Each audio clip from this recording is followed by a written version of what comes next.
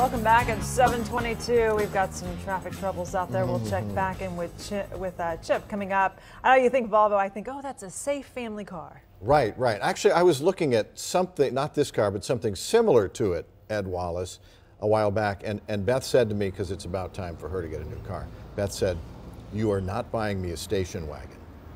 Yeah, I think Ouch. we hear that a lot, Tim. Now, and we don't want a minivan either, by the way. It's got to be a sport utility vehicle. In Europe, sport wagons are still big sellers. And many years ago, about 15 years ago, Volvo started changing their image. They just forgot to tell the public about it. It started with that V-60 they came out, which was actually a pretty good little sports sedan in its time. But people today still think of Volvo as safe, stodgy, and ultimately safe vehicles. I saw one of these on the road the other day, and when I looked at it, I said, you know something, we need to do a review on this particular Volvo because it's actually a good-looking wagon. So, here we have their small sport wagon available with 3 engines, a 4-cylinder that has 240 horsepower, their inline 5 that's 250 horsepower, and the V6, which I have, which is 325 horsepower. Now, one thing about Volvos, when they construct the car, they really work on the body rigidity. There's no flex to it whatsoever, and that's a key point. Most manufacturers are getting better at that. Volvo is one of those that is a supreme manufacturer of cars that don't tend to twist when you're going fast. Additionally, over the last 15 years, Volvo has been a master at suspensions that are extremely European when you're driving down the road. In fact, I'll say it, this one is almost BMW-ish. It may even outdo BMW in terms of handling. The interior, very cleanly done. The dashwork, Volvo, which has had the most ergonomic dashes in the world, beating Honda that used to be the master, it's still pretty good. There's more buttons here than I care for on the center dash, but spend 5 minutes with it.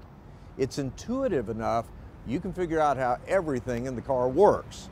This one is unbelievably quiet on the road, and it does something very few cars can do. It's even quiet when you roll down a window. That blew me away when I tested that out. Interior space, you've got enough room for people 5'9", front and back. In fact, I'd say in the back, if you're 5'9" in the front, you could probably put someone 6 foot behind you and they'd be comfortable in this car.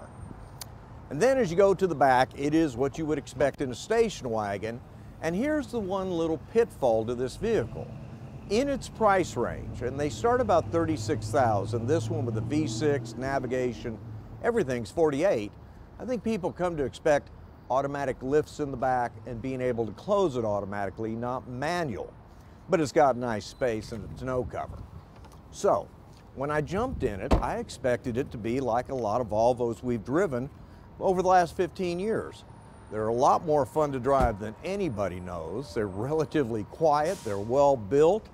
Air conditioners will freeze you out, but Volvo's never changed that message and sold it to the public. If I had to take a pick between a BMW sport wagon and this Volvo, believe me, blindfolded, you couldn't tell the difference. It's that good of a car, but it's still a sport wagon. They don't sell very well in America. But Volvo needs to get on the wagon and tell people we're not that old stodgy car company anymore. With that, y'all have a good weekend. You can listen to Ed on 570 KLIF tomorrow. His car column is always in tomorrow's Fort Worth Star Telegram. My first car was a Volvo. I think they just have a place in my heart. And parents would tend to buy that for their first driver. Well, it was a hand-me-down, right, and a hand-me-down, so it is.